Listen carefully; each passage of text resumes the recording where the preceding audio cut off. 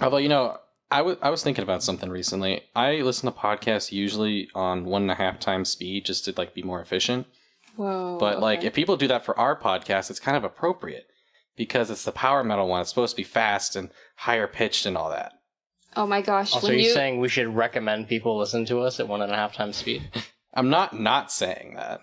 And then our actual runtime is an hour? Allegedly.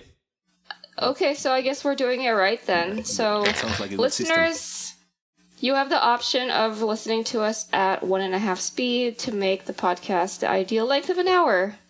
Great or suggestion. double speed for the true fans. More powerful.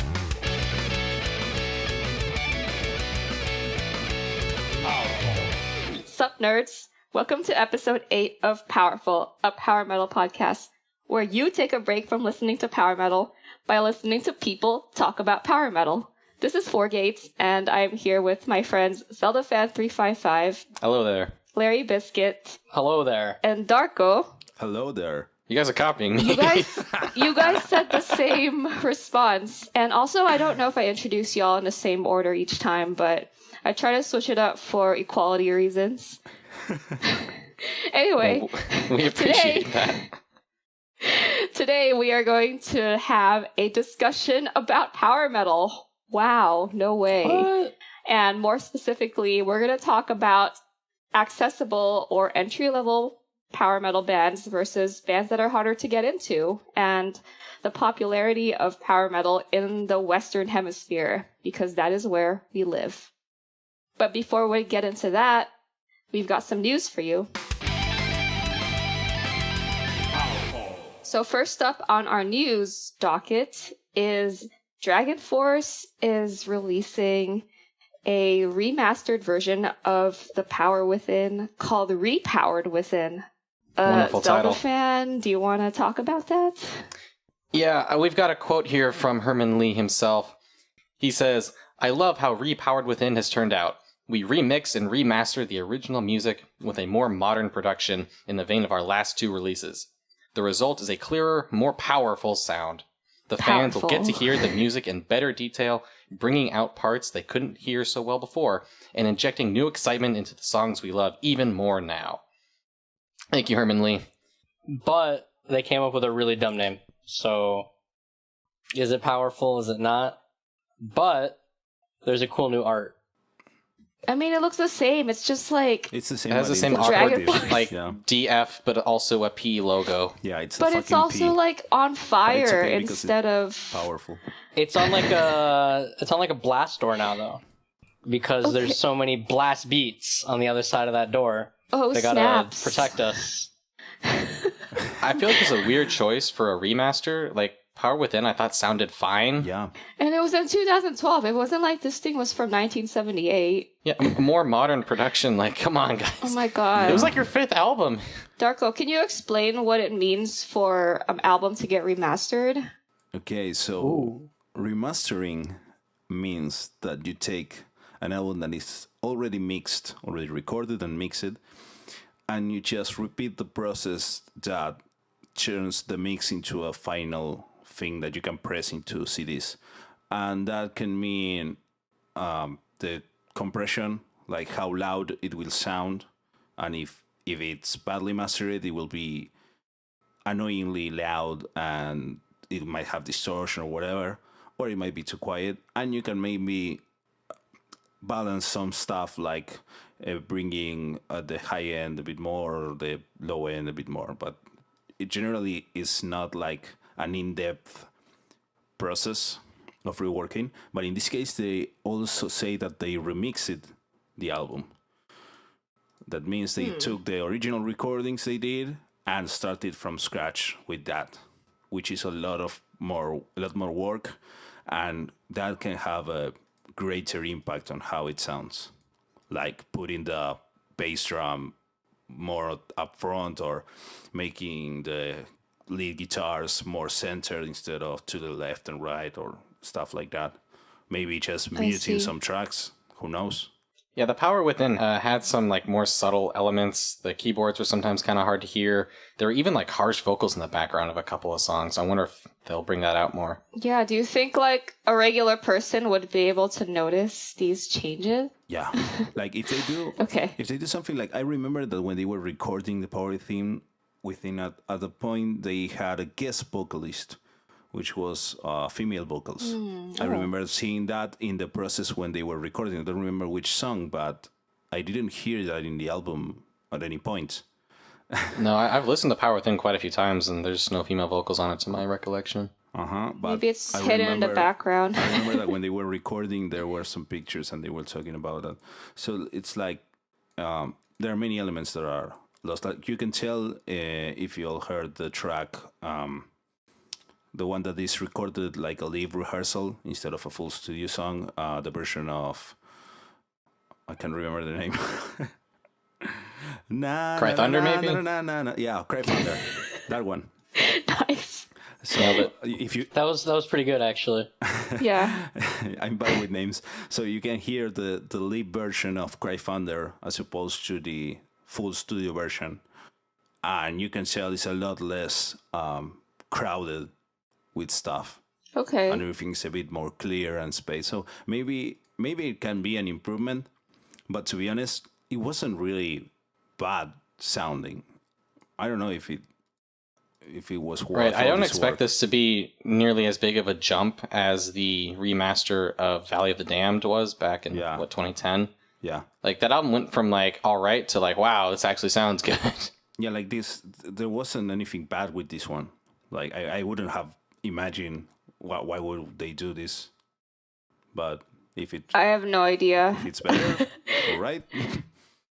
Maybe Herman and Sam found something wrong with it, but nonetheless, it might be cool for like audio geeks to try to see if they can notice any improvements. But anyway, any hardcore Dragon Force fans, May 4th, Dragon Force re-powered within with a new flaming Dragon Force logo. And blast doors. And blast doors, because that's very cool.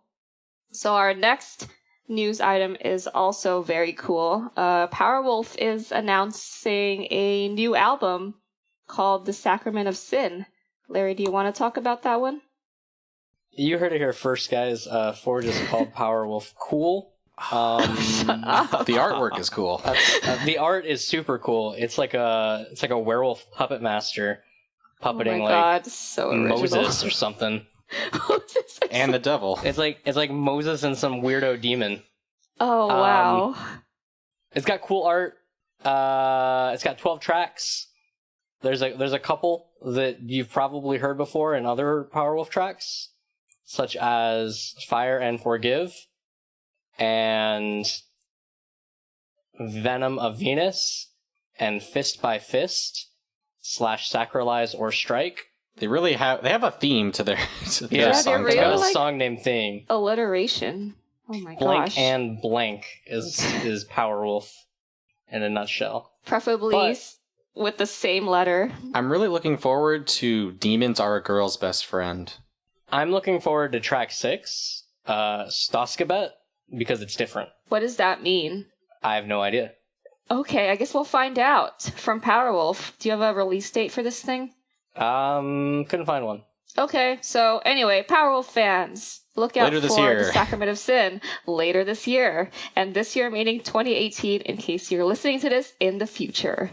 And we're also in April in case you're listening to this in the further future.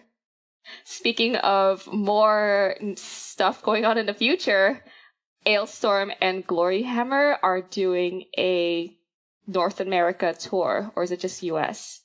It looks like it's just US. It's North America with a little bit of Canada. Where's the Canada? All I see is North America dates. Wait. I think Canada is in Where North is it? America. They're in Ontario. Toronto! There's one! I found Nailed one. Yeah, I think Toronto, there's Ontario. one. Danforth Music Hall. Sorry. Danforth Music Hall, September 22nd. Alestorm Gloryhammer, Toronto. Sorry, Canadians. You guys only have one date in Toronto. The rest are in the United States. Yeah. Anyway, do you want This to is tell an us more about exciting this announcement, tour? yes. I would love to tell you more about this. Or actually, I'm going to put it in Gloryhammer's own words. Do it. Mighty warriors of the North American Nebula Cluster, the time has come for the Hootsman to reclaim his kingdom. In September, Gloryhammer will be embarking on an epic quest across the United States and Canada supporting Alestorm. Are you ready to join us in this battle for the eternal glory of Dundee, Illinois? Wow. Yep. You mean Isn't, United States and Toronto? Well, All the Canadians Alestorm are commented that on their hella own press release. Oh yeah, it's also a tour with Alestorm and Gloryhammer around the USA and a tiny bit of Canada, and still we have the audacity to call it a North American tour. How do you like that? Thank you, Alestorm. At least Alestorm is honest. They're self-aware. Isn't the Hootsman from California? He is the Hollywood Hootsman, the King of California. I love Yeah. that song. He's gonna take over and take it. Is Schwarzenegger still your governor? No, No. Oh, he hasn't been for a never while. mind. Never mind. He signed my college diploma. Did he? Oh, I'm jealous. I might have just, dated myself. Whoa. But this is cool. They kick it off with the Prague Power Show for their Gloryhammer's debut, and then they're on tour for another month after that. All right. Well, let's I hope don't- everyone's visas go just fine this time around. Yeah, they had issues with that last time. I'm not really sure how Chris plans to survive this tour, having to do 2 shows every night. Yeah, I think Gloryhammer is supposed to play first because Alestorm is more famous or something. Yeah, they said Gloryhammer's a support band, so I guess he Yeah. starts off just, chilling on the keyboards. Lots of beer is the answer. Oh my gosh, that sounds like a Lots of bad beer. idea. Especially because he has to sing for Alestorm. He doesn't really sing for Alestorm. He just kind of yells a lot, but that's still very taxing and It's still very vocals. it's very technically challenging on a vocalist. I think he might just get some cloaked individual to play keyboards for Gloryhammer. The rumored Like he fake did Chris? Yeah. The one that he neither confirms nor denies. Fake Chris. Heard it Yeah. here first. Yeah, shoutouts to fake Chris. Shoutouts to real Chris. If you are fans of Alestorm and Gloryhammer and you are American, you are in luck. If you're Canadian, let's hope that you are near to Toronto. Or to America. Or America. Some parts of America. Personally, I might go see them twice. Anyone else? Well, yeah, Anyone else because here? we're checking them out at Prague Power this year, and that should be a lot of fun. Yeah, the Yeah, next... If I'm really impressed, I'll go see him a week later. Literally a week later for me. 7 days. I don't think I will. I'm good, you guys. Party pooper. Meh, meh. Some of my real life friends like Gloryhammer, so I might go with them. Oh, you have friends that like Gloryhammer or power metal in general? I don't. Yeah. Please, Yeah. please be my friend. I'm very lonely. Oh, come on. We're all friends. We're all your friends for. Oh, thanks. Friends through the internet. Friends till the end. Friends Speaking till of the the end. end. Oh, The sick. transitions are back, folks. Speaking of the end, Eternity's End has a new album. Eternity's End's new album announcement called Unyielding. So Eternity's End looks like it's essentially a supergroup. So they just announced on April 2nd, 2018 that they're working on a new second album, Unyielding. And there's no date announced yet, but Eternity's End released The Fire Within in 2016, and I would describe it as a technical neoclassical speed power metal, if that is helpful to anyone at all. Yeah, that's more or less it. Is that helpful? Yeah, because it's just hella fast guitars, hella fast drums, and if you're into that, you should check it out. I thought it was a really cool album. And Yeah, I I think like the their coolest debut. part about this band is that the guitarist has a technical death metal background. So he's also guitarist for First Fragment and Cathedralist. I don't know, they had... The list, maybe. It'll be in the show notes. I'm more familiar with them than First Fragment, but they are really impressive as well. Yeah. And also the vocalist is the guy from Hebrea. Oh, Yeah. yeah, Mike the Pond.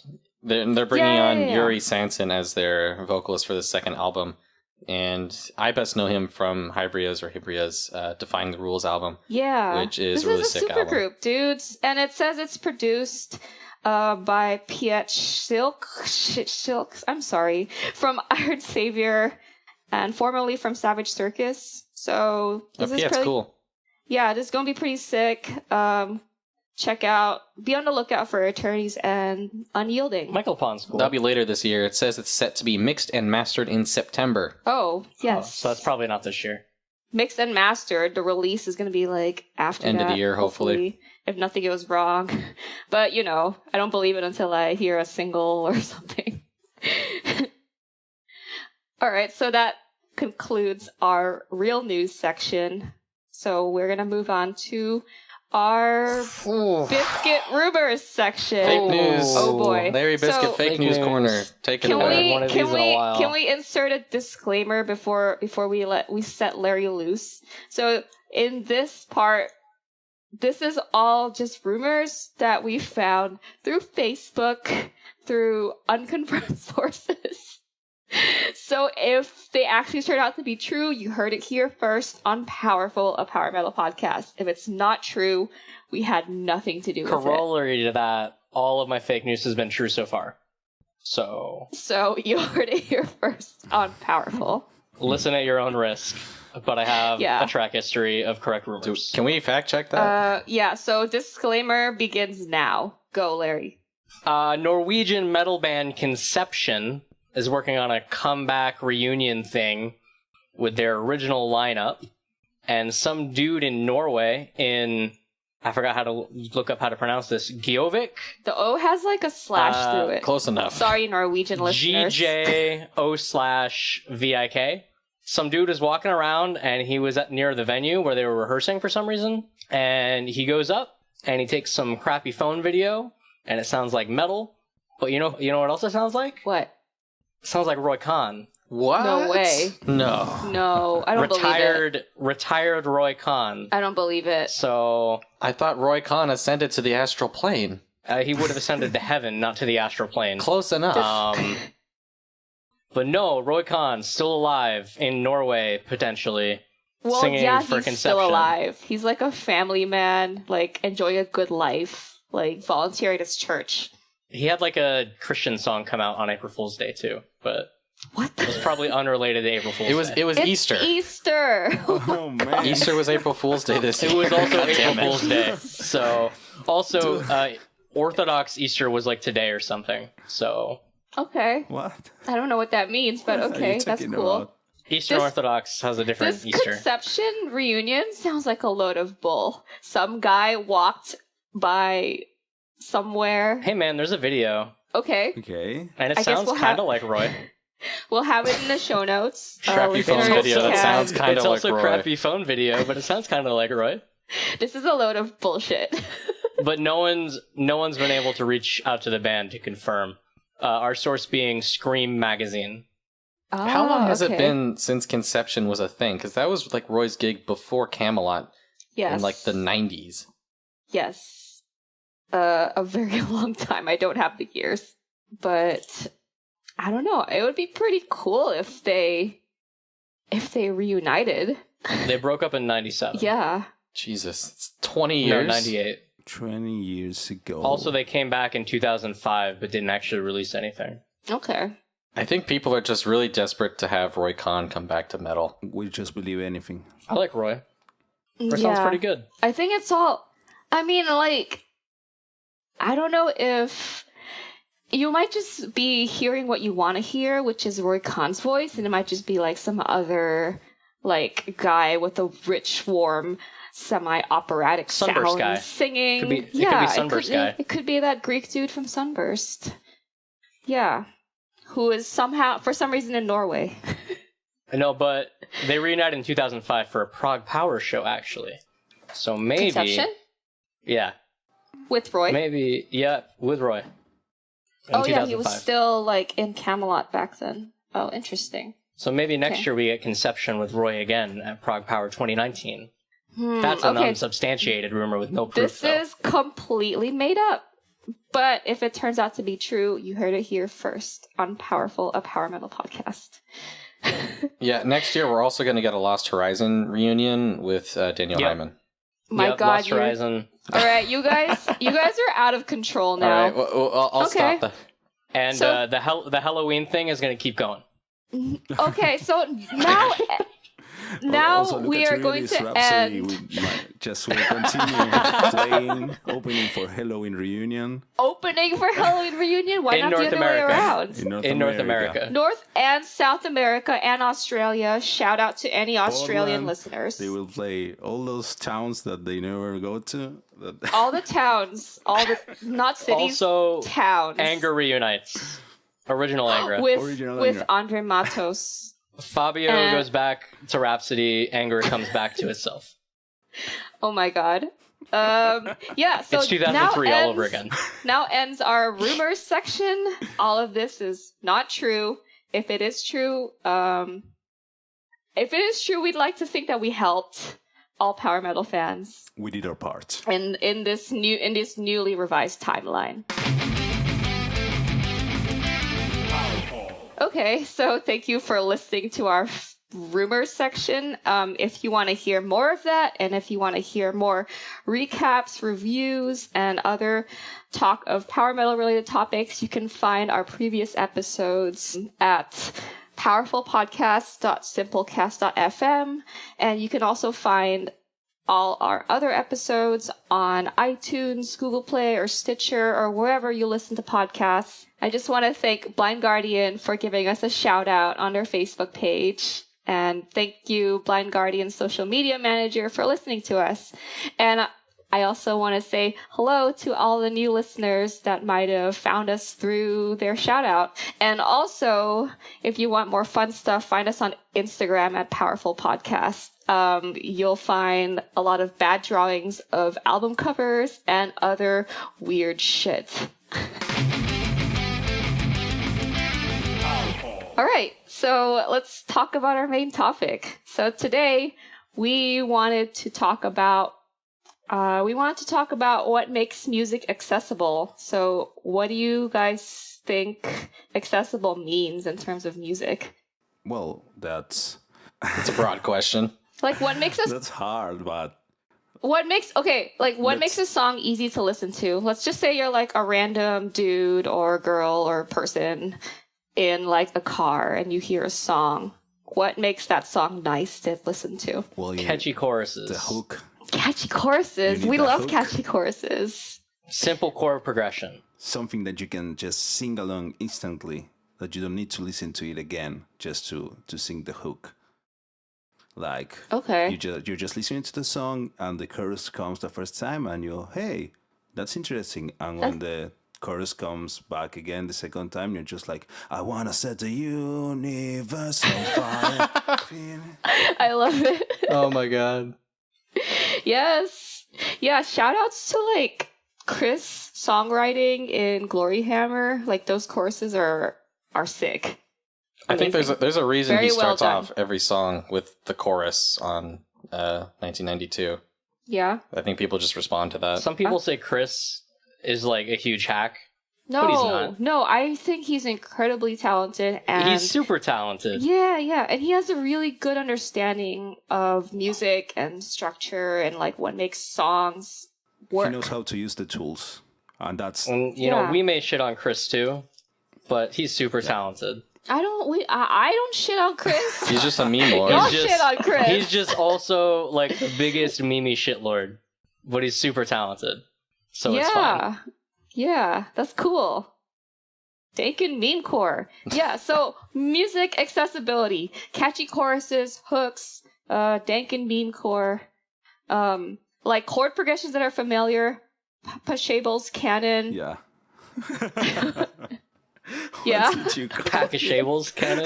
I don't. Is that how you say that? pronounce his I name? don't think so. It's Pashelball. Placable. Is Pashable? Placable. Pashable's canon. Pachelbel? I think when I was in like high school orchestra, like I called it Pachelbel because it rhymes with Taco Bell, but that's probably wrong. Now I want Taco Bell. What the fuck? Darko, can you tell us what? And now I still can don't you, know how to pronounce it. Can you rendition Pachelbel's Canon for us real quick? Yeah, I can. With your beautiful It's like- dutes? Na, na, na, na, na, na, na, na. On the black wind forever we ride on together, destroying your evil with freedom. Oh my God. Perfect. For the king, transitioned for into the Dragon land, Force. for the mountains, for the green valleys where... That's all Pachelbel's Canon. My God, it's beautiful. Yeah, see? Oh my Familiar god. that's all chord accessible. progressions. Nah, yeah. kinda. Yeah, Kind because- of, but that part yeah, is that part. accessible. I mean, there's the rest of the music, which has really complex, like, guitar parts and, like, bass lines on top of that and, like, super fast drums. But that part is accessible. Yeah, I think the super fast drums and more complex orchestrations or guitar parts are going to be part of the less accessible parts. It might be added depth that once people have been hooked by the catchy parts, they can explore and get more Yeah. into, and then that's how they can really fall in love with Yeah. it, other than just singing Okay. along.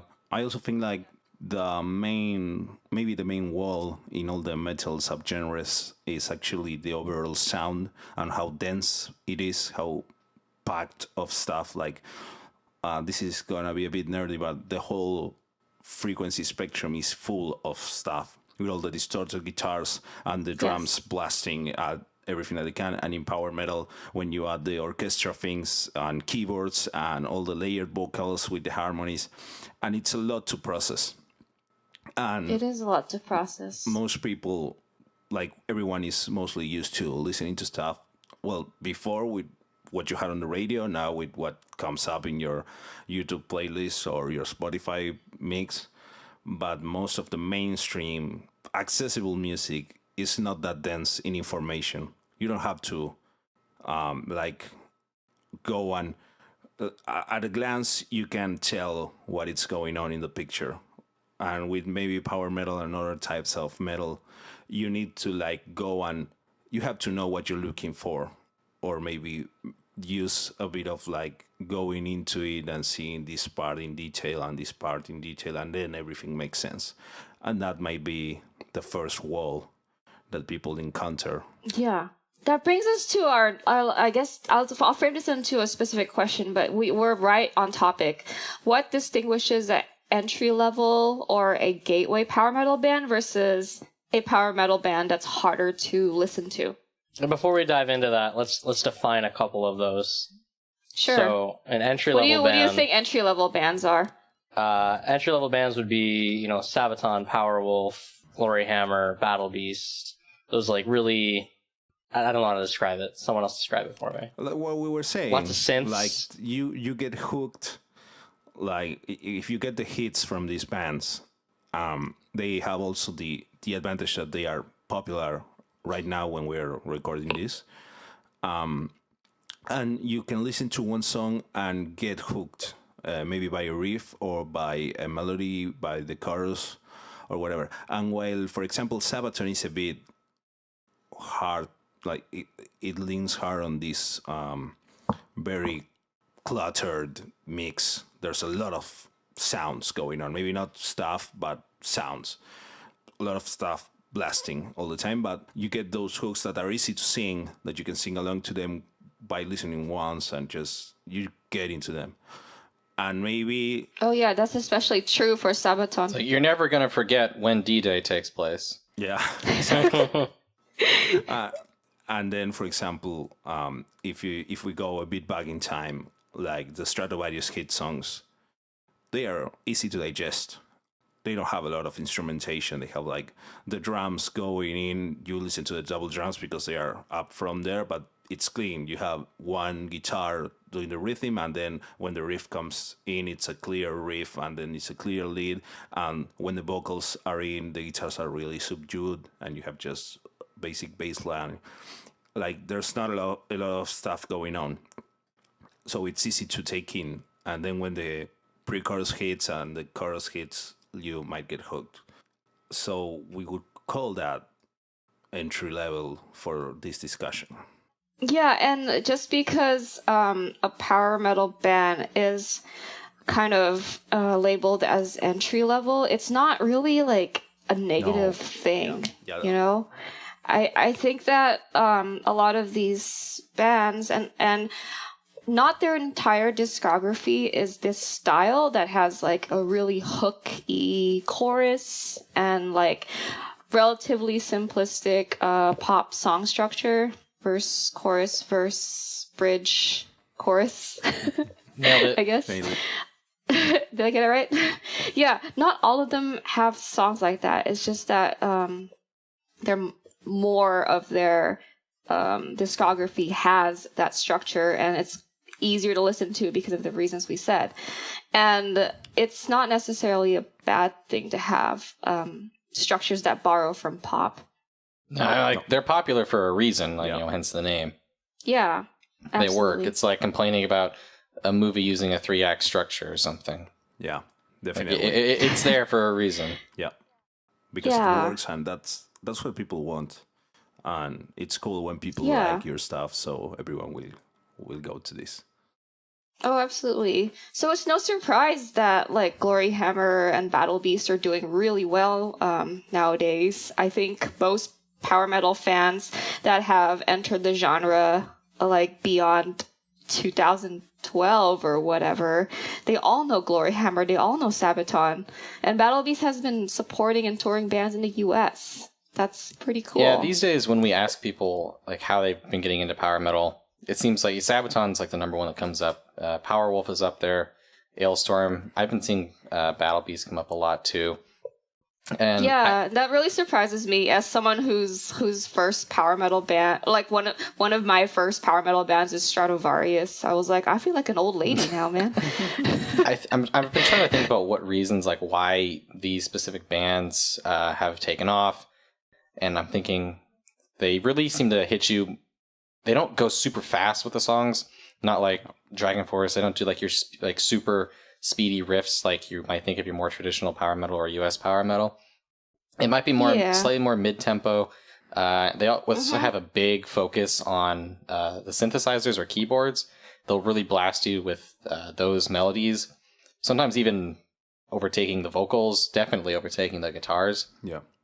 And I think those, like we talk about being more similar to pop metal, it makes it a bit easier to get into. Yeah. Like I've listened to the occasional, forgive me for this, Carly Rae Jepsen song. Oh, and I've noticed her using. No worries, dude. She puts like the synths in there in ways that honestly remind me of things like Sabaton, and it makes sense. Not it's not exactly the same. Carly Rae Jepsen equals Sabaton. Don't laugh, but that makes you perfect heard it sense. here first. Oh my god! And it's not a bad thing. Okay, people, it's not a bad thing. I'm not trash talking any of those bands. It makes sense. I just think the comparison is hilarious. It is not a bad thing. The comparisons basically end there because Sabaton, they go for the big epic anthemic thing, and they're singing about killing Nazis instead of getting mad at your ex-boyfriend or whatever. I guess that's Taylor Swift, but it's whatever. a little bit of a difference, but whatever. How about bands or songs or albums that are more experienced power metal bands? Like, what are some of your favorites from that category? The true hardcore metal fans, the real snobs, the elitists. Metal fans, super tough, elitist, power metal, and stuff. These are the bands that if you listen to on a regular basis, you probably own a battle jacket, right? With patches all over it. Yeah, so tough. I want to go with the first motorcycles. Go with the first big one that I can think of because this is something that happened to me when I started listening to this band. So Blind Guardian, it's hard to get into. If you're not, if you don't come from listening to metal regularly, to heavy metal, listening to Blind Guardian, even to, I'm thinking of the first 4 albums, but those are the hard ones to get into. Those are the more straight metal. Those are my favorites. Yeah, but say you start with the 4th one, with Somewhere Far Beyond. You start with Somewhere Far Beyond. Yeah. You really need to know what you're looking for, because if you just listen to that without any prior, like having heard to heavy metal before, you might not understand the thing. Honestly, it's not that accessible because you have too many layers. You have all the vocal harmonies that are just, they might overwhelm you, are the guitars and the drums and everything. It's a bit blurry, but when you know what you're looking for, when you already... You think Somewhere Far Beyond is messy and blurry? Like, think about a Night at the Opera. Yeah, no. I think everyone says, if you're not into Blind Guardian yet, listen to Nightfall on Middle Earth. So I did. I listened to Nightfall on Middle Earth. And I was like so overwhelmed by the millions of vocal harmonies, and I the guitars sounded muddy to me, and it was just a lot. And I honestly didn't really like Blind Guardian until I went backwards. For sure. I went backwards in their discography, and I was like, oh, okay, now this is sounding more coherent to me. Like, I really enjoyed Follow the Blind. Like, it sounded like I can hear the guitar, I can hear Hansi's vocals. It's like speedier. With me, for instance, Yeah. I didn't, nothing, like their first 4 albums didn't click for me whatsoever until maybe like a year ago. That's really interesting. And I don't know what happened. I grew up listening to heavy metal. Yeah, you're like a Maiden fan. It just never clicked. Yeah. It's just those first 4 albums never clicked for me until maybe a year and a half ago. Yeah, that's incredible. I had the opposite experience. Like, I could not get into like the super intense like orchestration and like the 9,000 Hansi army. Like, I could not get into that. I'm probably weird because my first Blind Guardian song was Mirror Mirror off of Nightfall Middle Earth, and I loved it. Oh. Like, I was just like, I've never heard something like this, and I love it. And then after that, I heard Battlefield, which is tons of shit going on in that. But oh my god, and I got so into like it. Flustered when I heard Battlefield. I'm thinking on previous experience of the listener. Like, I've been hearing to heavy metal in some capacity for years. So when I started listening to Blind Guardian like 6 months ago, All right. I understood. I knew what I had to listen for. It's like looking for, but listen for. Is that a correct phrasal? I just Yeah. All right. That's fine. So I like specific parts that you have to keep out. Yeah, like in your you have. If you don't know what you're getting into, you might just perceive it as just this wall of stuff, of blurry, cold stuff, icy stuff. I don't know. I associate it with cold. Wall of sound. You hear that term a lot when describing music. Yeah, especially like the harder genres. yeah. That I really like listening to Blind Guardian, to all the layered vocals and the guitar work and the tone of the drums. But I can tell that it was because I already had listened to a lot of heavy metal that was leaning in that style and in that type of sound. And it's really, I can tell that for someone that hasn't listened to metal, they will just listen to that and tell you what's going on. Why is it so loud? Why can I really pinpoint where's the lead singer and stuff like that? And that would be hard for someone to get into without having already listened to enough of this kind of music to just be able to process all this information. Yeah, I think the fact that there's a ton of vocal and instrumental and orchestral layers is not the only reason a band might be difficult to get into for newer power metal fans. What do you all think about basically all of the US power metal style? And I'm not just talking about power metal that happens to be from the United States. I'm talking about like the whole USPM movement in the late 80s. Some of my examples that I listed are Liege Lord, Riot, even Virgin Steele. I'm not big on it. You're not? No, I don't like the vocals in USPM. Well, but that's a different thing. Yeah, so, yeah, it's a different reason why a band is harder to get into, because this style is more cut and dry, I guess. It's really riff driven. The vocals are not as melodic, sometimes not even melodic at all. But I think certain songs like Riot's Thunder Steele are like really powerful and has a big chorus and easy to get into. Also, it just has a lot more complexity in the instruments, which can like take away from the sing-alongness. Yeah, it depends on how much. I mean, I think it's really melodic. I think it's really melodic still. Like I would recommend this as someone who likes melodies, but there's a lot more going on there. Yeah, it depends on how much they play into those elements.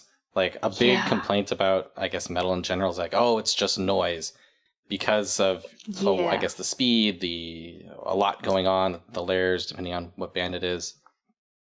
Or even the production in some cases, if it's lower fidelity. Yeah. Oh, like Demon Bitch? I love Demon Bitch. Demon Bitch Hell Friends. Album of the year. Demon Bitch Hell Friends. A lot of people love this album, but a lot of people also don't. And I think it's a great example of USPM style power metal / heavy metal. I think we officially labeled it as heavy metal on this podcast, but I think it has elements that are very USPM-y. I think it has really melodic riffs, and I think the shitty production is really charming. Yeah, like the riffs are great on that album. I don't think anyone can dispute that. The production is the first hurdle to get over with that. And I think that's the shitty production is super adorable to me. It just makes you feel like you're in a garage with like your best friends jumping up and down. And some people love that. Some people love it, but that's not the majority. That's the thing. Like you can tell that that's on purpose. That's part of the identity of the band to make it sound like that. Yeah. And I think it's safe to say that many metal bands in certain subgenres, they make an effort to maybe not be that accessible. Because I think like heavy metal, black metal, they just like the idea of the identity of being on the fringe, the identity of being the guys that are outside of the main group. The outsiders, And to keep it like that. Absolutely. Especially black metal. The black metal movement like kind of started as a response to the popularity of heavy metal in the UK. They're like, we're going to make this shit as unlistenable as humanly possible. We're going to record on a potato, and we're just going to scream a lot and trem pick a lot and like beat the shit out of our drums. And then even inside that, if you are into that and if you go into there, you can find great music and great bands to listen to. Yeah. But they are like, they have on purpose this wall to be not accessible. Sure. And do you think some power metal releases today kind of trend towards that, or are we seeing more trends toward the accessible kind? I've actually noticed a lot of bands in recent years making that move towards a more accessible crowd. I literally do think it is because of Sabaton. Like they've had, oh my god, not to sound like a conspiracy theorist, but they actually like have had so much success. I've seen a lot of bands moving towards that style, which I've even made a list of here, including things like, oh wow, take the band Bloodbound for example. Like their first album Nosferatu is it's super catchy, but oh my god, I love Nosferatu. Yeah, it's so fucking good. It's got those like catchy riffs and choruses. It's really great. But then their most recent stuff has a lot more of those more mid-tempo, hitting you with the synths type anthemic chorus tracks, exactly like Sabaton. That bores the shit out of me. I'm sorry. And some people like it, and some people, it's boring. Yeah, the Sabaton style is not my thing. I think it'd be less boring if it wasn't everywhere, you know? Right. Because at this point it's overused. Which makes it boring. Exactly. Like other bands like Powerwolf does that. They have like their thing that they do. Battle Beast and Beast in Black basically both do this. When I saw Battle Beast live, I was kind of surprised just how every single song they were playing sounded exactly the same, like just mid-tempo. Really? Like yeah, they're fine songs, but their so live show just has no flow to it because it's all like a straight fucking line. There was no like progression. I kept waiting for a song to come on where they just kicked up the intensity, but they never did. Oh boy. Yeah, that's a trend that we've been getting more, not lots of stuff that's coming out lately isn't bad. It's just boring because every song is the same. No, I don't know if it's like really every song is the same. I think we're like really surprised or happy or pleased when we see a single from a new release and it's like a fast track and we're like, oh my god, a fast song. But like, isn't most songs in this genre supposed to be fast? Sort of, yeah. It's kind of supposed to be that way. Yeah. Even Drag Me, a band who I really liked their album a couple years ago, Shadowplay. They just put out an EP I think last year where their songs were drifting more towards that, like I Sabaton-y style. I'm not really sure what to call it. And that worries me because I really liked their previous album with songs like Wolves of the North being more melody and guitar driven rather than just we're going to hit you with synths like they do in, I can't remember the name, the Bloodborne song that they did. Lords of the Hunt, that's it. Oh, speaking of synths, can I talk about Labyrinth real quick? You can always talk about Labyrinth. Okay, so Labyrinth is a power metal band from Italy, and in 1998 they had this album called Return to Heaven Denied, and I mean they're playing all of it at Proc Power, and it's a sick album. Sick as in like hella good. So if you haven't heard Labyrinth Return to Heaven Denied, please listen to it now. It's so good. It's okay. Shut up. It's really melodic, but the guitarist Olaf Thorsen plays a lot of like guitar riffs in addition to the melodies, like at the same time.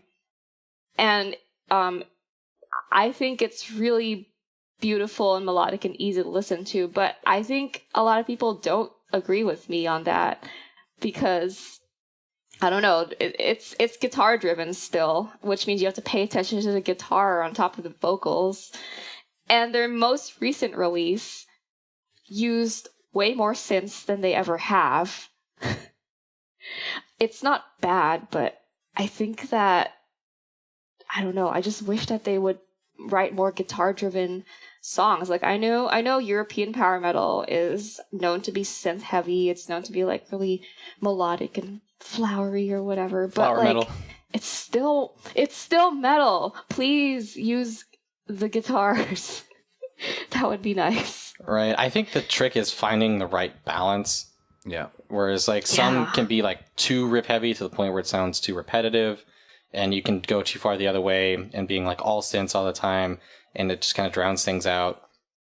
And there are bands who are more orchestration focused, like Fairyland or even Rhapsody, but they still Serenity, a more contemporary example. But they still their last have shit. like that healthy amount of guitars in there. Even Twilight Force with their silliness and their unique brand of Disney metal that they've been going for. I love that. I don't think Disney metal is a thing. It should be. God. I like it. Yeah, if you find it's not. When we have two more bands that do the stuff Twilight Force do, then we can coin Disney metal.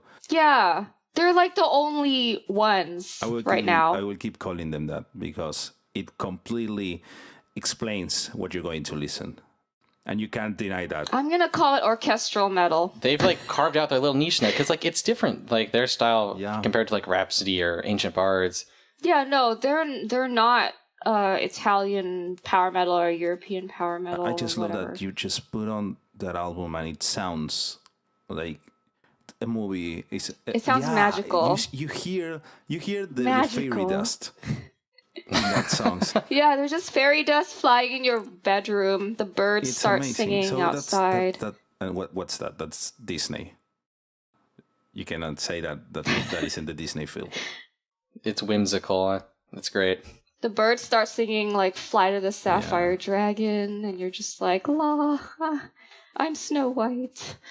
Anyway, so since power metal is such a melodic genre with a lot of catchy choruses and hooks, why is it not that popular in North America? Yeah, I've had a long discussion with a friend of mine about this. Our boy Ed Ledron, whose name I mispronounced. And I think what we basically arrived at, power metal exists in this weird middle ground where, yes, it's melodic, upbeat, fun, catchy, and you think, okay, that's great, we can totally pull people in with that.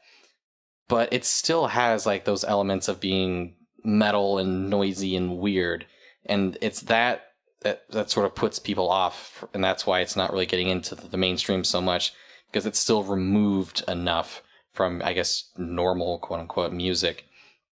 And from the other side, you have like your true metal, hardcore, whatever crowd. True metal, tough. Yeah, the true Cavilts. I don't know how to fucking say it.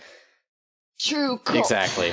Where they, like, power metal's made fun of for being tough. Too like flowery and Too light and too normal, too pop music-y. Except for USPM. Except for USPM, which is like Which is exceptional like, metal. my favorite band is Demon Bitch. Vicious Rumors and Liege Lord, and they're like, It's like, you don't listen to Virgin Steel? What a fucking loser, bro. Like, except for Blind Guardian, which is Blind Guardian is the one acceptable EU heavy metal band. I don't know why. Because they're close to speed metal, and like their songs are well written. I mean, how can you hate Blind Guardian? One time I was showing Blind Guardian, not to bring it back to them again, to a fan, to someone who's a big fan of classical music. And so, like, the album that they most responded to was At the Edge of Time, with songs like Sacred Worlds and Wheel of Time and things like that on it. Well, I think power metal and some of speed heavy metal, it's really easy to get into for people that like classical music. Yeah, I've even heard it called neoclassical, like Luca Turilli stuff. Yeah, that's the name that appeared, which it's a bit of a misnomer, but it's okay. Because listening to classical music, it's classical music in most of its different genres that it has among the years, and specifically Baroque classical music is really dense in information. Oh yeah, totally. It has the same entry barrier. Like, you have to pull it apart a bit to appreciate it. You have to listen to a lot of stuff. Okay, so about Baroque stuff, I used to play piano, and I learned classical piano first, and in Baroque songs, your left hand and your right hand are both playing separate melodies at the same time. It's not that like your right hand's playing the melody and your left hand is doing chords or doing arpeggios. You're playing two fucking melodies at the exact same time. Yeah. Sounds hard. So it's if you want to know, if you don't know and you want to know what Baroque classical music is, go listen to Black Diamond by oh my god, I was just thinking about Black Diamond. That's Bach. That's your homie Johann Sebastian Bach, and he's Thanks, Bach. like completely ripped off. Yeah. Inspired. I think that's that progression is called Alberti bass or something, right? I don't remember. It's like that broken up arpeggio thing. Not really. It's like low 1 5 3. Yeah. 5. We really need Darko to just do a thing where he does a cappella versions of metal songs. We're gonna call it Von Darko. It's gonna be the new big thing. Von Darko. Yeah. Von It's just Darko. the easiest way to communicate this stuff. We're gonna outdo Van Canto. Just to round it up, this little bit, like anything that you say, oh, this sounds like Invi Malmsteen stuff, that's based and inspired by Baroque classical music. So that's what I say for people that are used to listening to classical music, and more so if they like Bach, it's easy to get them into power metal, because you can find a lot of songs that are just a matter of changing the instrumentation and adding vocals and drums. Yes. But the overall idea, it's... Play Beethoven's Nightmare by Dragonland. Well, even from a different angle, there's a lot of power metal that lots of people are actually very receptive to. You just can't tell them that it's metal before they listen to it. Oh yeah, or they get metal has that because stigma. the social the preconception. only metal that people know is new metal, and it's very edgy and angry. They call and it screamo, it's like yeah. They hear the word Slipknot metal and they're like, "Oh, is this Disturbed." screamo?" Ah. Like, no. They're like, yeah. But you can't use the word metal with quote unquote regular people just listen to because this they'll song. just completely shut down. Yeah, one time I played a couple interesting. songs for a roommate of mine in college. I think I played Kamelot and Angra, and he commented that it sounded almost like video game boss music and that he didn't expect metal to be able to sound like that. I'm like, yeah, how about that? Oh yeah, it's like at work we have this like broken old CD player that's kind of works still, and there's only 2 albums there. There's Lost Horizon, Awakening the World, and Season's Greetings, some Christmas album. So we decided to listen to Lost Horizon, and my coworkers have never been exposed to any power metal before, and I was like, hey, let's check this out, whatever. And Lost Horizon is like speed power metal-y. It's very positive, very uplifting. I wouldn't call them accessible, And strictly they're like- speaking. No, it's not that it's not accessible, that but it's at very all, no. positive. And he still thought that he was being yelled at and that it sounded angry, but I was like, wait, what? Is this not uplifting to you? it's intense though. Yeah, if you don't, you is need intense. to get him over the sound barrier. Like, if you're not used to that, you just hear that and it's like, stop blasting the stuff. And they can't pick out Yeah. the instruments or anything. They just listen to the whole Yeah, and I was bang. like, You see, rather than powerful Totally. and uplifting, it just sounds angry rather than inspiring. yeah, but I was like, it's so nice. Yeah, but It's just They- telling they- you that you can do it. They can't get to the melodies. They don't listen. They can listen to the melody because they're just Yeah, listening they- to a bowl of just distortion and shit that they are not used to. Distortion and shit. Yeah, this is a guy who we can agree on Sabotage. So at the gym, I listened to Sabotage together with him. I played like Gutter Ballet, and he liked it, but he can't get into Maiden. That's weird. How can you not So- get into Maiden?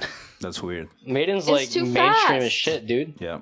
It's too fast, but Sabotage, I think, is more like it has more a prog rocky element, and I don't know. I think it's nicer to listen to than Maiden for someone who doesn't like fast Yeah, stuff. speaking of Maiden, one time in high school, we were learning about the Battle of Britain while doing World War II in history class. Oh, dude, Aces And my High. teacher, who was super cool, he played Aces High. Yeah. And I was loving it because Aces High is one of my favorite Maiden songs, and I'm sitting there loving life, and everyone in the class is like screaming at him to turn it off because it's horrible, and I'm just like, Are you I am serious? dead It's so serious. accessible. I know. So Kids weird. these days. That's really. I mean, Like- that song. My mind is blown. Like edgy 15-year-old me was just like so pissed off at like the Like, school why did you that guys day. like this? I like it so much. And like someone near me was like, "You're actually liking this?" And I'm like, "Yes." Were you like full on Yeah, headbanging it's too? nice. I was You were, fighting like, the going, urge. going crazy in the middle of class. I think Aw. my head was moving, and I probably was throwing the horns like in my pocket or something. And That's like cute. the guitar solo's going, and it's fucking great, and people are just like, "Oh my god!" Yeah. So do you guys think that people who like Nightwish and Sabaton, who are the popular and not power metal fans, like, do they realize they're listening to metal, or like, what do they classify it as in their head? I don't know. I think the Sabaton crowd that's getting into it definitely does. Do they think they're listening think to so. metal? Oh, that's I nice. don't know. I think we're What do you- based on just the people that we interact with, because it's Okay. not like we did a nationwide poll for this episode. No, this is just our like little anecdotal Yeah. like conversations with Anecdotal randoms. evidence is totally internet. valid. Totally, Okay. especially in the internet. So all these people Yeah. that we interact with, I think that we are at a time where we might need some redefinitions or maybe new labelings. Because clearly what most people are getting into now and calling power metal maybe doesn't really hold up with the past 30 years of power metal. It's like a That is different true. thing maybe. Like there are some bands and songs that I wouldn't expect to be called the same genre. Do we need Which to we talked break about out a lot Yeah, that one time. Do we need to break out like power metal core Oh going into god. the future? Power metal Stop. core. I don't know. No. I don't know. That's the thing. The thing is that metal has a really, really bad track record with naming stuff. Yeah, and I think the core it represents that it has influence from hardcore, which is a subgenre. I think of that's punk. lost its meaning at this So point, no. though. Mostly. Yeah, it's lost its meaning. Like No, you just no, now but- you just But I wouldn't just tack it on randomly. That's Now what it's, people do, that's that's the just what it problem. is now, though. It's just a tack on now. yeah. You just tack on it. Oh my God, because no. if you're shouting, you just put core in there, just because you want to Oh, be tough. please. I'm tough, No. so I'm core, and then you have the I apologize to all hardcore punk fans listening. then and you say, oh, I have this song. I just made this odd meter, this weird chord. So we are post I'm something progressive. core. So we are post pro I'm gent progressive. core, whatever. Oh my god. No, but- Post-prog And gen you core. put all the triangles in your cover, and Back to Yes. Sabaton fans. And upside down A's. Upside down Back to A's. Sabaton fans. Yeah. Which is a demographic, by the way. I've been to every Sabaton show that's come through Arizona in the last, like, 3 tours. Or maybe 4. Jesus Christ, Because why? why not? And there have been 2 trends that I've noticed. They have moved from support to headline. And they have gotten a bigger venue Good every for them, time. yeah. Congrats. It's good. So That's growing popularity.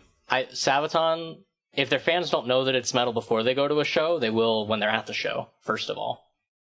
Once they get into the crowd. Okay. And second of all, I think Sabaton is going to start selling out venues in the next tour or 2. Selling out like 1,500 person venues. And who knows where they're going to go from there.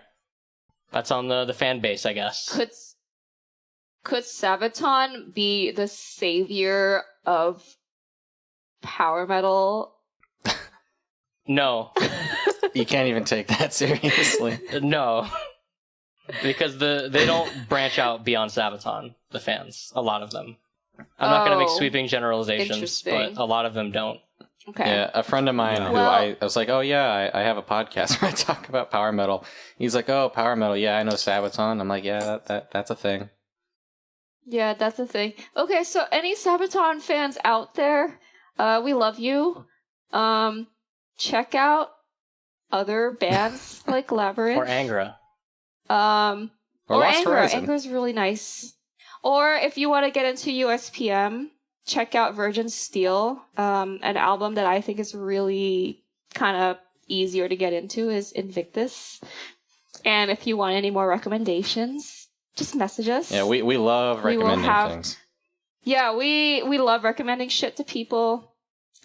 We reply to all of our messages, most of them. All of them. Have we missed the reply yet? We haven't missed the reply yet. Good job, y'all. If we missed the reply, sorry, email us again and we will reply to you. But yeah, we love you. We just want you to listen to more power metal. One other angle I want to take on the popularity thing, if unless we're going too long here, is a lot of bands that have been blowing up recently seem to have like a gimmick of sorts. Like, you know, Sabaton has their whole like history and especially tanks thing. Like they partner with World of Tanks for God's sake. You know, Alestorm has like the whole pirates and memery. Alestorm has Gloryhammer has space and unicorns and wizards. And even in general, power Those are metal is pretty like cool. the fantasy Dungeons and Dragons. We're gonna go slay the dragon for the glory of the king and the almighty Steele type thing. And like that draws in a lot of like the nerd crowd. That's why you have all your IT guys and weeaboos who love power metal. Did you just describe us? Or maybe I'm just describing people I know. each of us. So Yes. I'd like to make a distinction between what you say, because I think that the word gimmick, everyone that is listening probably will take it as with a bad connotation, like you are purposefully doing this because you know it will be popular. And in some cases, you could say that that might be a thing, like Gloryhammer like does it on purpose. They on purpose take all the power metal cliches that they could find and put them all together in a big pot and just make music, taking everything to the extreme. Yeah, and they people ham it up on loved it. purpose, yeah. Yeah, and that's and that's great. Like that was the idea, that was the objective, and they are not being they are self-conscious about it and everything. And then you have, like you mentioned, the whole story-driven Rhapsody, which is something that Gloryhammer mocks in a way. But I think that was just what they wanted to do. Yeah, Rhapsody takes it more seriously. Yeah. Yeah, like, I want to write a book, a fantasy book, but I will make it into albums and songs. So and write it with music. Absolutely. let's change the word gimmick then. Let's change it to aesthetic. Yeah? Or theme. Or theme. Aesthetic. Yeah, make Yes. more better. A space unicorn Yeah. aesthetic. But I understand that saying, okay, maybe if you're just going full on tanks, maybe you are doing it as a gimmick and you're writing it, and that's cool. Or like in a I post Sabaton world. If a second band came by, Post-Sabaton world. if a second band came by Oh my God. and started doing tanks, that's a gimmick to cash in on Sabaton. Yeah. The era of All Sabaton. of the Alestorm clones that are out there, those are gimmicks. Those are gimmicks, yeah. Yeah, that would be it. Yeah, for sure. It's like the whole thing that happened with we mentioned new metal before. Like, you had Slipknot, and everyone was, the masks. Yes. The masks are just a silly gimmick, and that's what makes them sell records or whatever. And that just happened to be a thing that they did, and people liked it. I think it just makes bands and music easy to remember. Yes. It's very iconic. Oh, yeah. Yeah. You want to leave a lasting impression on your audience, because that's what will make them come back. Yeah. Totally. Yeah, it'd be like Powerwolf. It's like, they're the Christian and the ones that Wolves sing band. about werewolves You're the and Catholic boner band. stuff. The Catholic Boner Band, exactly. Like the Yes. Lost Horizon cover album cover. Everyone remembers that. It's the shitty art. The one with the guys like over blue one, the Hurricanes. farm animals. And the one with the Hurricanes. Oh, the one with the hurricanes, and then there's one with like farm animals battling people, and they're just like in the sky. And there's like rats controlling people, and they're awakening Yes. the world. It's great. And I you'll love see it. a lot of times people like saying, "Did I listen to this album?" And they see the cover. Oh, I remember this cover. They're arts. like, yes. And I remember this guy. Yeah. Oh, what's that band? Oh, it's a band with the guys that always use the camo pants and nothing else. Camel pants and a plate vest And aviators at night. and aviators. at all Aviators times. during a show could be useful though. It gets bright. Yeah, because Stage those lights, lights. It gets bright up Yeah. front. They look No, really even in the bright, front yeah. row Yeah. of like the audience, Yeah. it's really bright. Okay, so basically what I got out of this conversation is that power metal is too metal for regular people and not metal enough for hardcore heavy metal. Unless- Exactly. USPM only because we're tough. That's true unless you live And in South America. unless you live in South America. So, Darko, you're the only one that lives in South America I am. of us. That's my superpower. What's power metal like there? Yeah, living in South America. So, to anyone, I want to start with this disclaimer. Anyone who is listening to this and lives here in South America, yeah, you probably know more bands than I do. And that's cool. And please send them to me. I want to listen more. So, all the main difference between South America and North America is that we get a lot more tours than you do. Most Yeah, like Rhapsody. You. Sick You get fuckers. so many You get tours. every tour that doesn't come here that claims it's a world Yeah. tour. Yeah, every tour that claims to Yeah. be a world tour has a South American leg, and it is guaranteed that it will go to Brazil. Pretty much, that's And the biggest country. And They go to everyone goes Mexico there. City too. Yeah, Mexico that City, doesn't count as yeah, South America, totally. but yeah, That's bottom North America. That's basically South America. Not United States, No, America. No, like when you announce. Let's say Latin America then. Yeah, Yeah, but yeah, If you I go don't know. and look into tour dates, they always treat it separately. Like, it's a long trip between Mexico City It and is. the rest of actual South America. Mhm. It's really far away. But let's say here, since I don't say that every band will sell stadiums here, because they don't. Where I live in Argentina, we have one city in the capital city, Buenos Aires, where we get all the shows. And if I go to power metal, they all play in the same venue, which is one of the small venues. It's probably almost always packed, but it's still the small venue. How many people? How many people you think? I will just get the number and edit out the time where I looking for it to look smart. The magic of editing. Flores capacidad. They all play in the small venue, which is an 1,800 standing people capacity. Oh, okay. Still decent. And that's usually packed. Yeah. That's bigger than the stuff we get. That's my big venues in town that people play, but it doesn't sell out. Yeah. So this is one place in the whole country where you get these bands. Most metal acts play here, like unless they are really, really big and borderline mainstream, they will play here. Okay. For example, Rhapsody Reunion played this venue. It was jam-packed of people. All the tickets were sold rather quick. And it was a great show. And you could see a lot of really hardcore fans. Like, I counted 6 people in medieval outfits. Nice. That's really cool. And I count and a lot of singers and musicians and metal singers. Like, there was a group of people just singing the songs before the show, like actually singing correctly, and that was That's awesome. special. But then Helloween reunion tour, that was in a bigger venue because that was allegedly a bigger show. They had come before and sold everything. And Helloween was mainstream in the late 80s too. Right, as mainstream as heavy metal is. But I wouldn't say it was completely sold out. Very few bands. They have to be really big bands like this.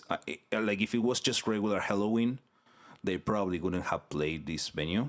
Okay. This venue is like where Megadeth plays all the time. Wow. And Megadeth here That's is pretty big. really big. Like I don't know. Oh my gosh! Especially now that Kiko is in it. Yeah, but Megadeth has been huge here always. Okay. That's like a top tier band, and I'm talking Megadeth, and then above that there's only Metallica and Iron Maiden, and those are stadium bands, full on stadium bands. Black Sabbath was a full stadium. Yeah, I think those are our only stadium bands too. Mm-hmm. But then you get Dragon Force playing with Trivium, and they play this 1,800 capacity venue. But again, sold out. Mm-hmm. Still a decent size. And and they are great shows, and most metal shows will happen there. And every band that says we're going to a world tour, if they're going to South America, they will play Brazil. In Brazil, they have usually bigger venues, maybe just because there's more people or because they're bigger fans, I don't know. Then they will come to Argentina, they will go to Chile, maybe Uruguay, but maybe not. And then the rest of the countries up there. And we get them all the time. We get a lot of tours. So I will probably have a chance to see more bands, international bands, than you do, or European bands. Yeah, mainly. definitely. Yeah. For sure. We're used to that. Like, there's a big crowd for international bands here. A big crowd. Yeah. Yeah, and we think like maybe bands like to tour South America because, you guys love international bands. And also the United States might be too large of a region for bands to efficiently cover without like hemorrhaging money from the cost of touring. Yeah, I think that might be a big factor because just coming here, so if a band comes here and plays Brazil, they will most likely play Buenos Aires, Argentina, and Chile. Just because it's not that much added cost in travel to them, and it probably it's in their best interest to do it. But if they didn't play Brazil, they wouldn't do any of the others. How long of a drive is it from Sao Paulo to Buenos Aires? No, it's a flight.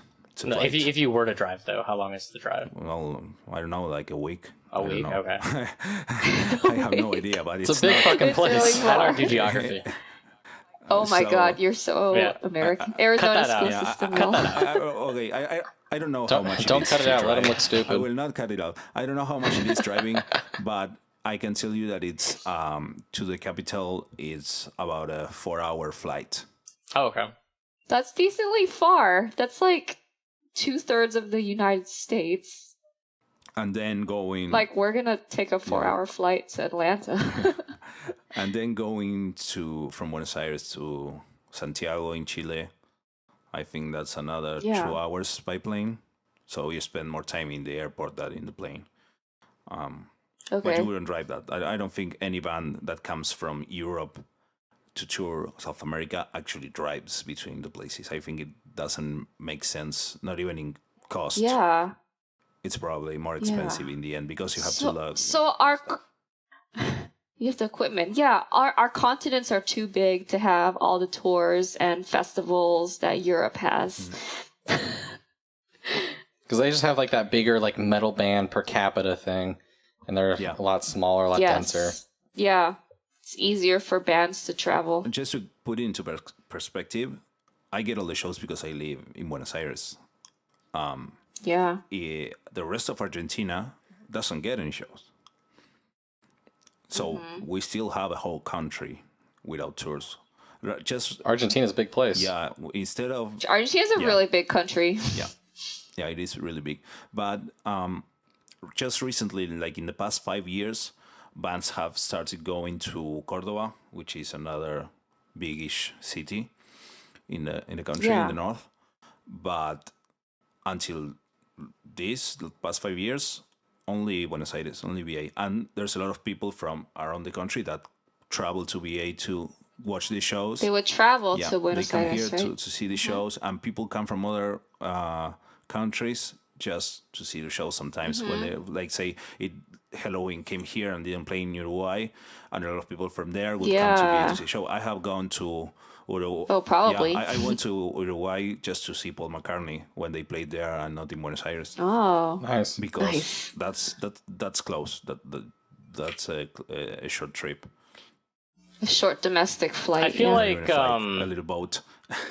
I feel like bands could feasibly make it worthwhile if they only played like LA and New York, and like But going from LA to New York, that's... I don't know about that, but it has to be like, does the band sell out that's the the big venue? thing. Because bands play 1,800 people venues in, I live in Southern California, in Anaheim. Yeah, the Grove is like 1,800 people, I think. Yeah, but it never fills up. It's never sold Well, out. I think if like Rhapsody Reunion or something went to LA and New York, I think both shows would sell out. I don't know about selling out. No. I don't know about I that. don't know, like here, yes, they all sold out. Provided adequate time, I think they would. Like adequate know. lead up. Because even I mean, like that's Sabaton, Nightwish, Blind Guardian, they all played the Grove, and I don't think I've ever seen them sell out. Yeah, and they're the bigger bands that play. Well, Nightwish is coming here in September, Yeah. and they are playing a relatively big venue, a small stadium, closed stadium, and that will probably, that without a doubt, it might sell out, because in that same stadium, Tarja played with her solo band, and that was sold out. Amazing. That's so awesome. Nightwish will just explode of people in that place. That's so cool. I mean, Pumpkins United has sold out multiple shows so far, but that's Halloween but Pumpkins too. United is like a big Pumpkins brand United is name. it's a big event. special It's thing. like, Yeah. This is the one time that I can see this lineup, because it won't happen again. It might not happen again. They might all drop dead tomorrow. It's an event. So, If it's just regular Halloween, Yeah. I don't think you'd have the same response. like, it's not in the same scale, but it's like going to see Black Sabbath in their latest tours. Yeah. When will I do this again? When will I have the chance? And people that might not have gone to any other show might go to that one only, just because it's that special. Yeah. Cool. Well, thanks for sharing what power metal is like in South America. Sounds real special. Yeah. We treasure your unique insight. Oh, thank We you. we don't have any Europeans to get us the other side of the world. Yeah, we'll well. fix that. Yeah, We'll fix that so eventually. Europeans. Eventually. We have European friends, but there's this weird thing called time zones, and they are asleep Or they're just right too now. lazy to make it work with us, you know. No. Yeah. European friends are cool. They're not. No. Yeah, we love you, European friends and European listeners. We appreciate you as well. Enjoy your vast amount of choices for festivals and shows. And meanwhile, we'll just stick to listening to albums. So today we're going to review 2 albums. We're going to review Judicator The Last Emperor, and we're going to review Kamelot The Shadow Theory. Let's start with Judicator. It's pretty sick. Yeah, pretty sick, Okay. yeah. First impressions. Pretty sick. Yeah, I really dug this album. I've been listening to it a lot. I was doing the singles, and then finally, an album dropped a week or so ago. It's not the same step up that At the Expense of Humanity was, which I don't think they really could have. Otherwise, we'd have like a Jesus album on our hand. But like this album, it has everything that you want. It's got those speedy riffs. It's got those epic choruses, great melodies, awesome solos. Like it's Judicator. like we had our discussion with them. They didn't reinvent the wheel, but it's another solid album. That is my initial first impression. It's a nice wheel. It's a great wheel. Yeah. It came out, I actually got it a day early. It came in the mail early, which is cool. Yeah. I listened to it maybe 6 times on the first day, just in my car, Jesus. because I drive for work. Okay. You're in your car a lot. Yeah, That's what so that it tells went me. into the CD player, and it didn't come out for maybe a week. I loved the album. I think Queen of All Cities is hands down the best track on the album overall. I'd put that as my best song as well, or at least up there. I agree. I like Spiritual Treason Those better. are my top 2. Those are the top 2. I especially Okay. like what John's vocals at the very end of Queen of All Cities, like maybe the last 15 seconds, I think is really, really good. I think that song has the best riffs, like especially, I think it's right after the choruses, like that bridge that they do. Mm-hmm. The riff there is just so aggressive, but like so beautiful. I really want to point out that this is the best song about Constantinople ever since They Might Be Giants about Istanbul, not Constantinople. So bravo to John and Tony. Nice. Yeah, I think this album, I liked it a lot because it has a unique take on German power metal style. It's super rhythm guitar driven, which as y'all heard in the interview, like Tony really loves playing rhythm guitar, and you can really tell.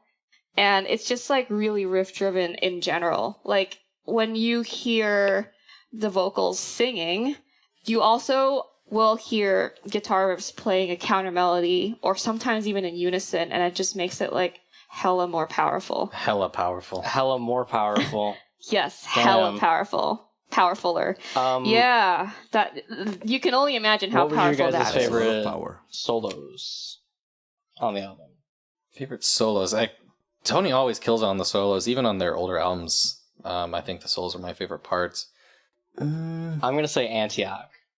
I do really like Antioch. I think that had the best solo.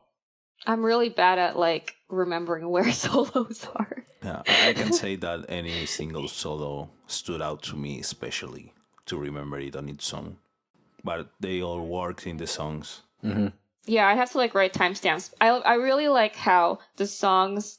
I love how there was no ballads, but within the individual song, you have like an acoustic section, and then it like picks up speed, and then it like slows down again, and then like it goes blazing fast to the end. The individual songs had that flow to them, which is always good. Yeah. I love how there's variety in the tempo and the Antioch intensity. in particular, I think, played around with like that, like slow it down and then build back up the most. Oh my god, yeah, that was. I really like the well variety done. on Antioch. Really well done. Mm-hmm. I think Antioch was actually my favorite song for the first couple of listens. Yeah. But then Queen of All Cities just kind of took it. Yeah.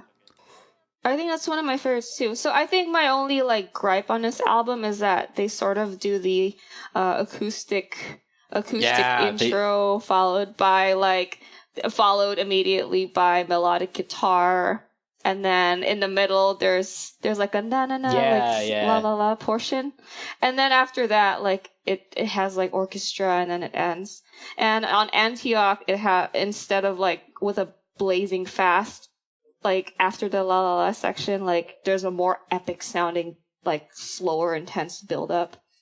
And I think that's what makes Antioch really stand out. They reuse that like 10 to 30 seconds of acoustic and then boom riff so much. Like the whole like back half of the album literally always does that. Oh, this is really badass, but like y'all did this like 4 times. The singles came out and Spiritual Treason had that. I'm like, oh, this is nice. Oh my god. But then it just kept happening. Spiritual Treason made such a good impression on me. I was like, this is awesome. John sounds great here. It's like a guy who sounds like Hansi and Hansi singing together. Like, this is cool. They didn't use Hansi enough. They should have used him more. Have him do the whole album.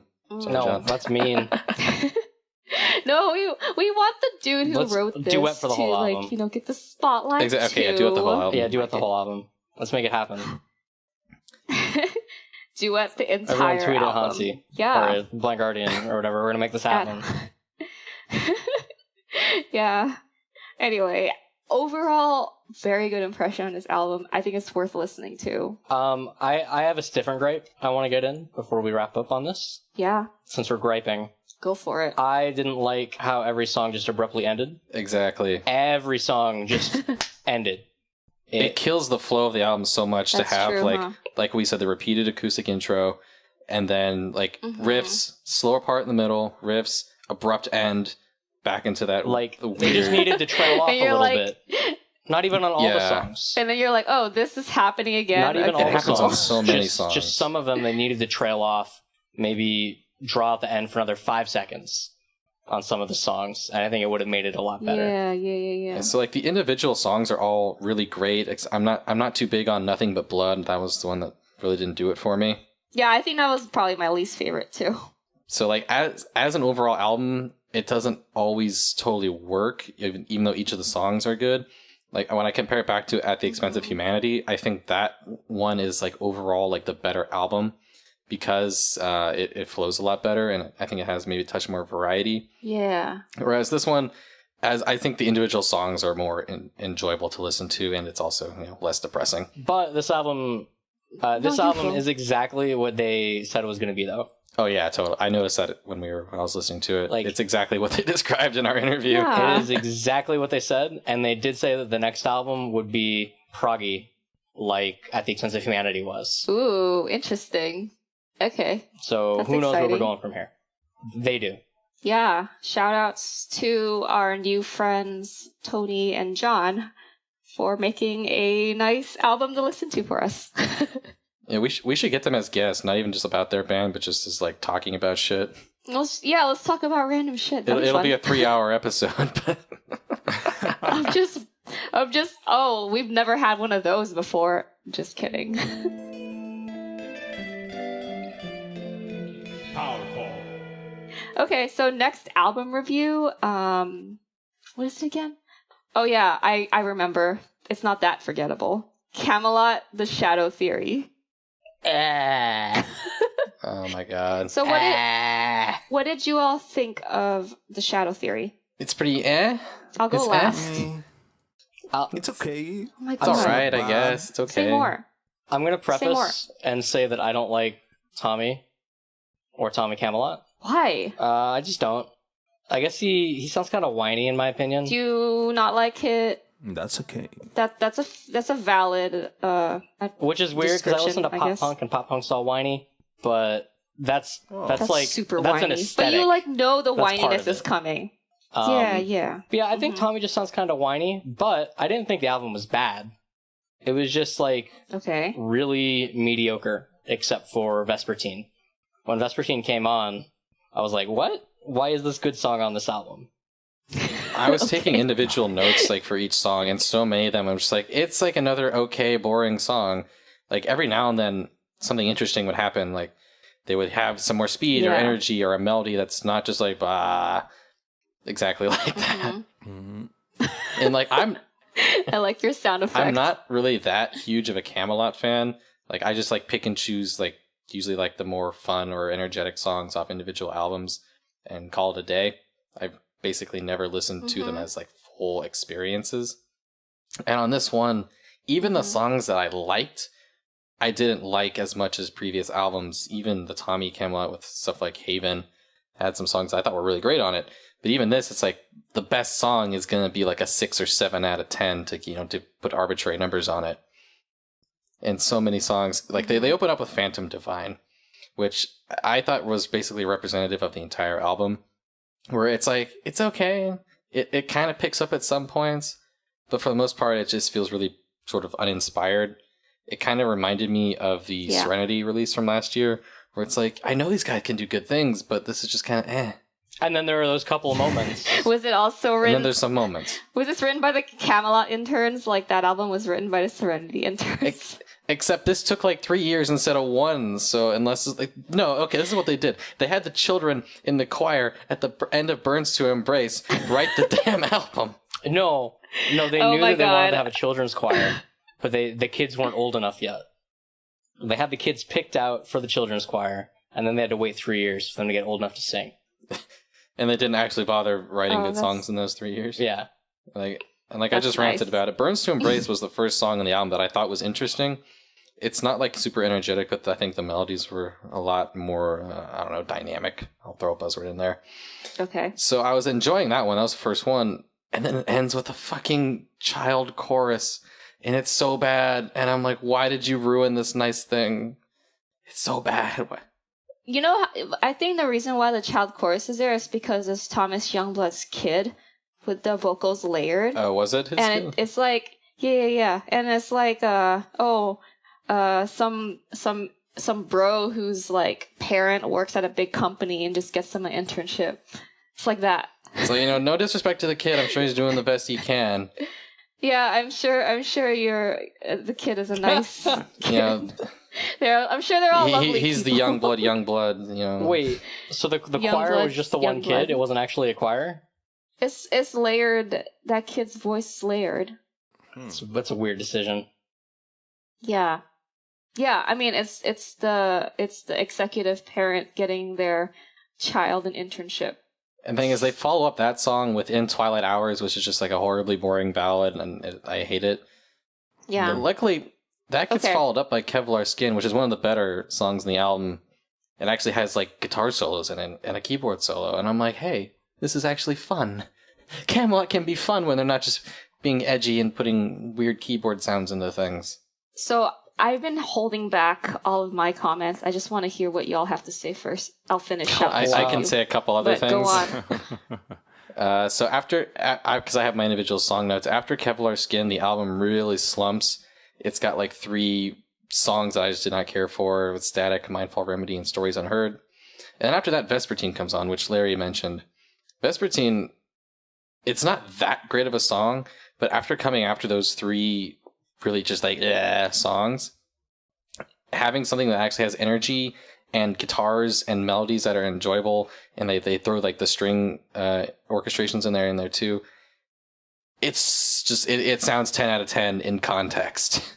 Oh, that's true. At least in my mind. Maybe it was on purpose. I haven't listened to that song by itself yet. I've only listened to it in the context of the album. Right. So it might not be as good as I think. Oh my god. I'm sorry to break the illusion for you. It was on purpose. Did you listen to the bonus track? The last song, they did Proud and the Broken, which I thought was okay, and then there's that dumb outro. I didn't know there was a bonus track after that. No, there's a bonus track on the deluxe edition that I didn't know existed. But so you didn't get a chance to hear it yet? Is it good? Okay. No, I didn't get a chance to hear either. I don't have the bonus edition. I have the bonus edition on Spotify. It's on Spotify. Oh. So I just listened to Okay, all the I guess songs. I clicked the wrong one. So we'll leave that song as the saving grace for the album. Okay. You shouldn't. I want Darko's impression. Did you get a chance to listen to this album? Was that a sound effect? That was Larry. I was laughing. Okay. I listened to the album. I listened to it twice already. And as I said before, in Spotify, I just get the bonus version, deluxe bonus thingy. It has 20 tracks.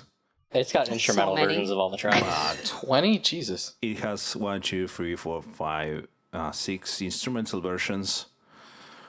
And then the bonus track, The Last Day of Sunlight. I think that this, I'm gonna, just to be clear, it is the first album from Kamelot that I listened to in full as one album. I'm not a Kamelot fan, or just I don't really know a lot about them. I know they exist and what they do, but I haven't listened to their discography in full. So I'm just like a new listener to this. And I'm not hooked or interested. Like, if I didn't know that they have already done a lot of albums and they are well regarded and everything, if this is all I knew from them, I wouldn't feel like going and checking out the rest. It feels bland. That's a good opinion, or you're a good perspective to have, because I consider myself a big Kamelot fan. I think I'm the only one in our group here. And a big Tommy fan. Yes, I'm a big Tommy fan. So we have a range as well. of, I guess, Kamelot experiences here. Yeah. Mm-hmm. Okay. So any other thoughts? I wanted to mention that because I read from some people that they felt like it was a good album, but not good enough for Kamelot. Like they expected more from that band. But honestly, I wouldn't be interested in listening more from this band if it was a new band and not Kamelot. Okay. All right. So thanks for that thought. That's really interesting, actually, because I was wondering, like, if someone's never heard Kamelot before, like, would they be hooked from this album? Because I'm coming from a biased perspective. So Kamelot is a pretty well-known, I would say it's a power symphonic band with an emphasis on symphonic, but their early material is like pretty riff heavy. Like their first album is kind of a USPM style album, Eternity, but that's not what they're known for. Kamelot is known for, it's known for like pretty driven power metal sound with like these beautiful vocals, very warm, very operatic from Roy Khan. And I think my favorite Kamelot albums are Fourth Legacy and Karma. For any Kamelot fan listeners out there, y'all know what I'm talking about. And their most regarded album is Black Halo, which has a lot of like really, driving, speedy, sort of dramatic, but like very beautiful power metal tracks. But what I heard in The Shadow Theory was basically Phantom Divine was a copy of Liar Liar from... It was a shitty version of Liar Liar. From Haven. It was copy fucking pasta'd in structure, and also it had like bits of sacrimony in it. It had annoying industrial sound effects, which sounds like there's a factory like in the background. Like y'all think that I have hella background noise? This album has hella background noise. Like just turn the motorcycles on full blast, because that's all I fucking hear. And the only redemption is that they're really good at using choirs. But like, we're listening to metal. I don't fucking want choirs. This is savage for. So mad.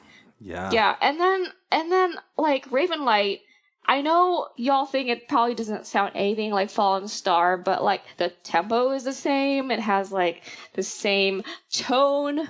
I don't know. This is completely unoriginal and like really bland. And I think they just try to put all these futuristic like pot and pan sounds to make it industrial and like whatever. But I don't think it's very helpful. I'm not a fan of sound effects. You have great musicians in your band, Youngblood. I hope you don't listen to this, because I'm really angry and this is really embarrassing. And I'm sure you are a lovely individual. And so is the rest of the band. I'm a huge fan. I promise. But like, I don't know. Use your musicians. Don't use your sound effects. Like, honestly. And I think the only track that I liked in this album, the only track that I thought was, creative, good songwriting was Burns to Embrace. It has a very strong chorus, but I still don't like the distorted guitar. The solo here was really good. I made a note of that. That's the only reason I remember. And it sounds like a closing track, except the children's choir just like ruins everything. So I would say that this album has 0.8 good songs. Damn. You're getting savage. And the rest of this is like, how many ballads are on this thing? Like 2-ish, depending on how you define it. I don't know. Whatever. Like, it doesn't matter. It's bad. Yeah, I don't know. I mean, nothing is like offensively bad to me. It just sounds so subdued. It's bland. It doesn't sound. Yeah, like Kamelot is known for like a very epic, driving, like melodic, symphonic sound with like lots of guitars and as well as orchestration and both Roy Khan and Tommy Karavik are like incredible vocalists, and in this album Tommy was not utilized like at all. I would say Camelot's very almost like theatrical in their music. Oh yeah, that's the word that I'm looking for, theatrical. But I think the only part where Tommy even stands out and he uses his like chest voice that he's so good at in Seventh Wonder is the Proud and the Broken. And even then they try to get all experimental, and they have like this blast beady, like harsh vocals part that lasted like 12 seconds. It was really awkward. I was like, ooh, we can't get too metal for all our like fucking fans. Even that's copying Haven, because the last song of Haven had like this kind of heavier style to it, and they do that again here. Yeah. Just not as well. Yeah, so again, copy pasted from Haven, like 13 different versions of Sacrament. You thought Judicator's album was long. This thing is like 1 million tracks. How many 10. tracks are on this thing? It's not even. I don't think it's even that long. It's less than an hour. And it's two instrumental tracks. Oh, I also skipped the intro and the ending because they don't mean anything. They're worthless. Oh no, this is wait. It's 13 tracks. Yeah, it's including the 52 two minutes. fillers. 13 plus the bonus. But I want to say, even though I listened to the whole 20 track things, I knew that which were just the instrumental versions. It feels long. That means it's boring. Yeah. Because it just drags. Yeah, and again, I love Kamelot. If you look on my last FM, I swear I listen to the Fourth Legacy like pretty regularly because I really like it. So it's not that I'm just hating on a band because it's popular. Like, they've made some incredible music in the past. Like, Karma is so good. You can sing along to Forever, the song, as well as Karma. And they're also really good at writing long songs, so it's not like, she just doesn't like long songs. Yeah, I don't know. I don't recommend this album for Kamelot fans. And apparently, according to like the three of you, not for new fans either. Yeah, like new fan, longtime fan, and like in the middle-ish whatever fans, like all of us are not fond of this album.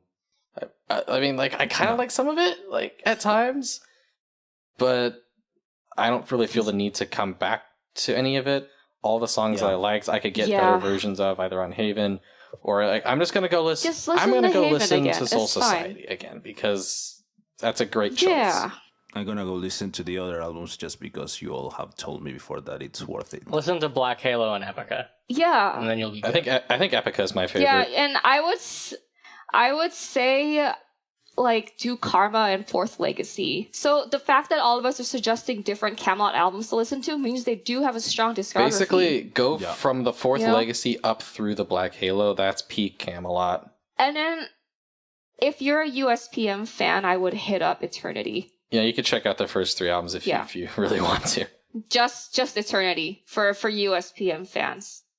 I think the vocalist can't sing. He's like the demon bitch guy. And then he kind of learns to sing in Dominion, but the riffs because it wasn't Roy Khan yet at that first so album, was it? No, he was in Conception at the time.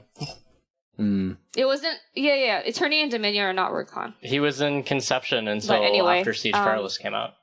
That is the sort of rant that we'll get when Fairyland finally releases their album and ZF is disappointed. We'll find out. Like, I'm not like a huge Fairyland fan, but I like them quite a bit.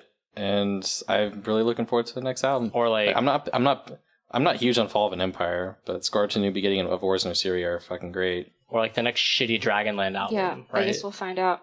Then we'll all go off. Please.